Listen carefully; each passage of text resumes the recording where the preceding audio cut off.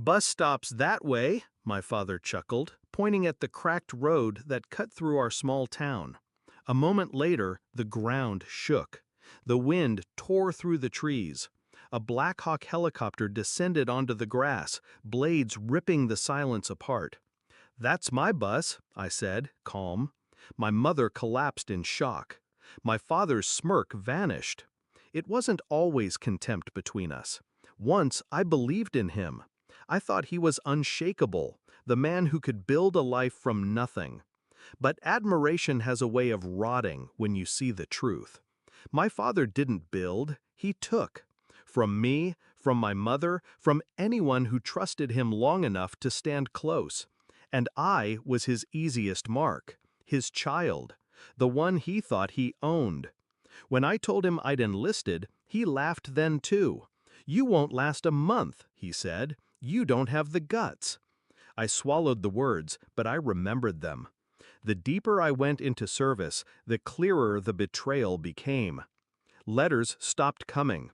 Calls from home weren't filled with love, but with demands. "Send money. We need help. If you really cared, you'd sign this loan."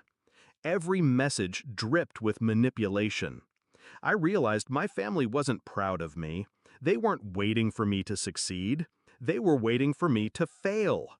The day I overheard my father tell a neighbor I'd never amount to more than a uniform, the knife twisted.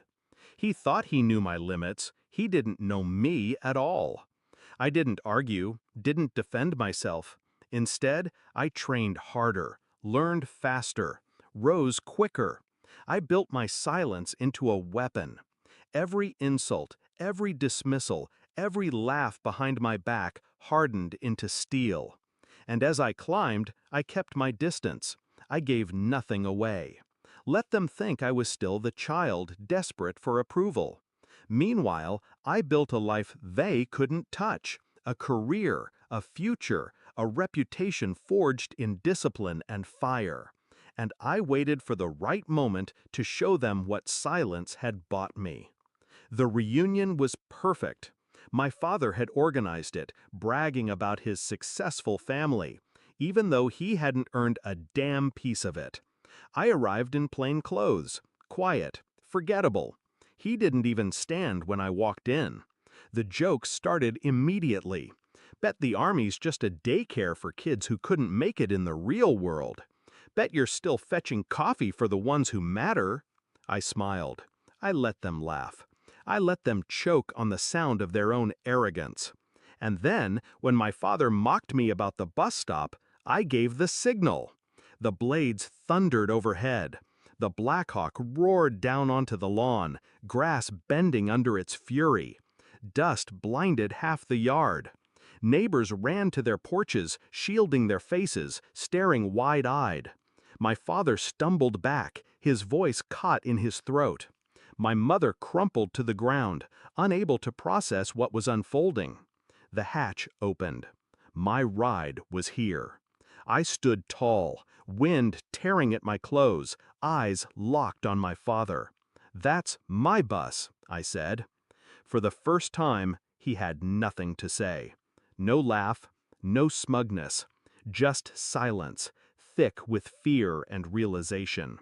He saw it then, the life I had built without him, the power he could never steal, the strength he had tried to convince me I didn't have. And worst of all, he saw that I didn't need him. Not his approval, not his money, not his name. I stepped toward the helicopter, boots crushing the grass, each step louder than his cowardice. At the hatch, I paused, turned back just once. My eyes met his. "You were right about one thing," I said. My voice cut through the roar. "I didn't last a month. I lasted longer. I outran you. I outgrew you. And I'm never coming back." I climbed aboard. The hatch sealed. The Black Hawk lifted, blades slicing the air. Below, my father shrank into the distance. A man who thought he held power, watching it slip through his fingers. My mother on the ground, gasping. My father frozen, broken, silent. For years, they told me I was weak, that I'd never escape, never rise above. But I didn't just escape, I ascended. And the sound of those blades, the sound of leaving them behind, was the sweetest revenge I've ever known.